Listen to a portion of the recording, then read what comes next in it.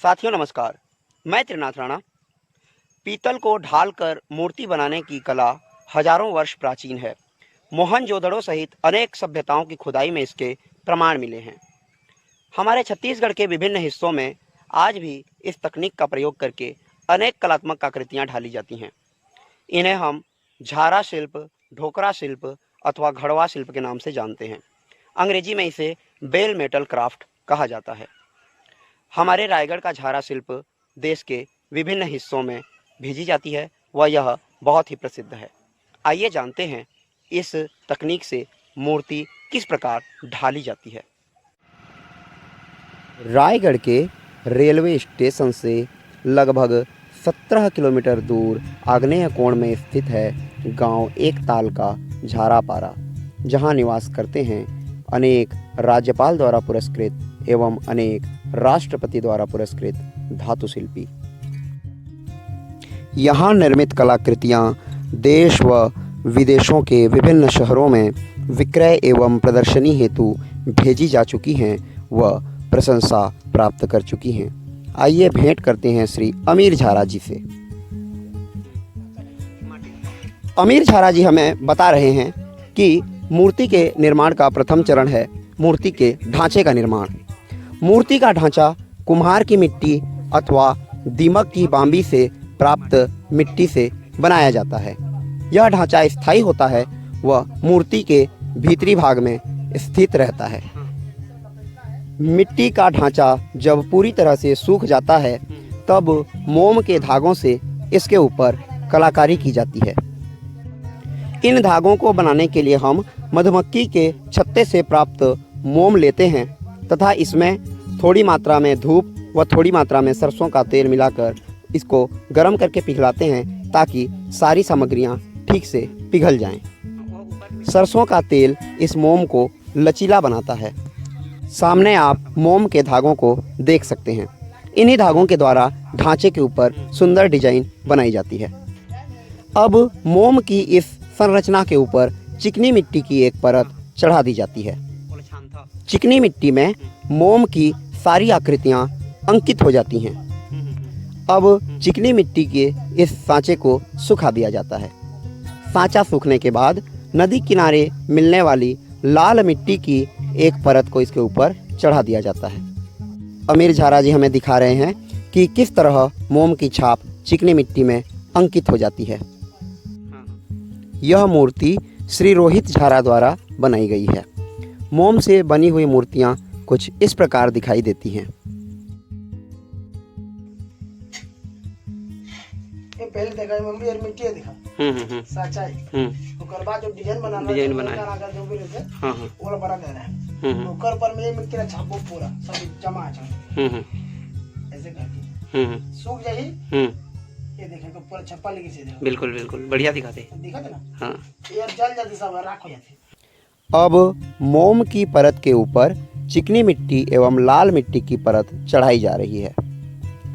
सांचे सूखने पर कुछ इस तरह दिखाई देते हैं। इन सांचों में मोम के बाहर निकलने एवं पीतल के भीतर जाने हेतु छिद्र बने होते हैं। अब ये ढालने हेतु पूरी तरह से तैयार हैं। सुबह सुबह हम पहुंच चुके हैं श्री रोहित झारा जी के घर। यहाँ मूर्ति ढालने की तैयारी चल रही है।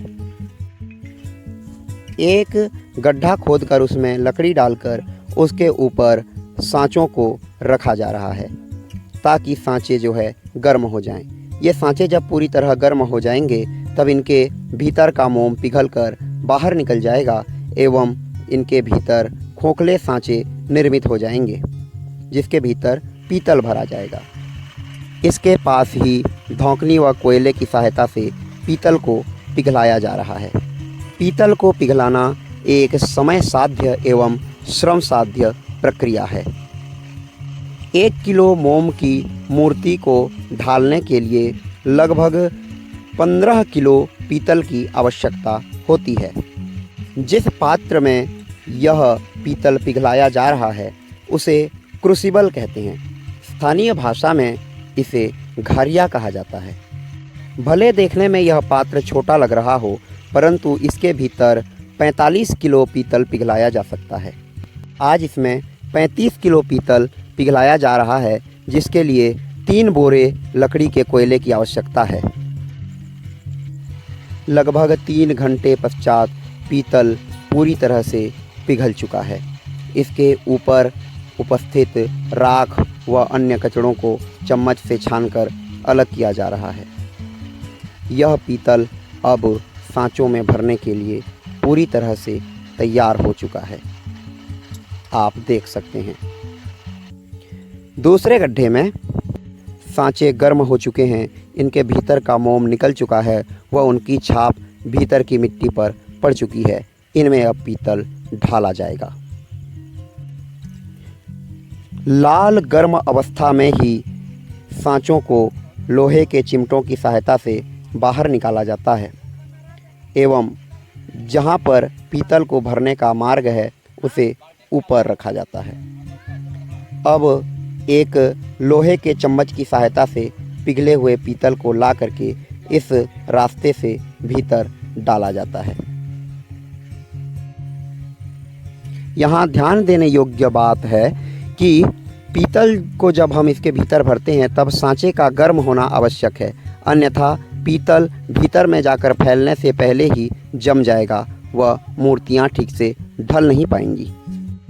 अतः सांचों के लाल तप्त अवस्था में ही इसके भीतर पिघला हुआ पीतल भरा जाता है। जब पूरी तरह से सांचे भर जाते हैं तब इन्हें लेकर के अलग से रख दिया जाता है। इस कार्य को करने के लिए अत्यंत सावधानी की आवश्यकता होती है, क्योंकि पिघला हुआ पीतल, सांचे इत्यादि अत्यधिक गर्म होते हैं तथा इससे दुर्घटना की संभावना भी रहती है, अतः सावधानी आवश्यक है। पूरी तरह ढल जाने के पश्चात सांचों को तोड़कर भीतर की कलाकृतियों को बाहर निकाला जाता है। यहाँ पर जो कलाकृति आप निकलते हुए देख रहे हैं, यह एक छत्र का भाग है जो देवी प्रतिमा के ऊपर स्थापित की जाएगी। यह पीतल से बनी हुई कलाकृति है। पीतल के अलावा यहाँ के शिल्पी एल्यूमिनियम से भी मूर्तियाँ ढाल लेते हैं। एल्यूमिनियम आर्थिक रूप से सस्ता पड़ता है एवं इसको पिघलाने में भी आसानी होती है। यहाँ प्रतिमाओं की साफ सफाई हो रही है। ये हैं अक्षय झारा जी, जो राज्यपाल द्वारा पुरस्कृत कलाकार हैं। लक्ष्मी पूजन, गौरी पूजन, पोला त्योहार इत्यादि अवसरों पर इन प्रतिमाओं की मांग स्थानीय स्तर पर अधिक रहती है। अब देखते हैं इस संपूर्ण प्रक्रिया का फ्लो चार्ट। पहले मिट्टी के ढांचे बनाए जाते हैं, उन्हें मोम के धागों से सजाया जाता है, एक चिकनी मिट्टी की परत चढ़ाई जाती है, तत्पश्चात लाल मिट्टी की परत चढ़ाई जाती है, फिर सांचे को गर्म किया जाता है, उसके भीतर पिघली हुई धातु डाली जाती है और मूर्ति को निकाल करके सफाई की जाती है, फाइनल टच दिया जाता है। आशा करता हूँ कि जानकारी आपको अच्छी लगी होगी। वीडियो को देखने के लिए आपका बहुत बहुत धन्यवाद, बहुत बहुत आभार। जय हिंद, जय भारत, जय छत्तीसगढ़।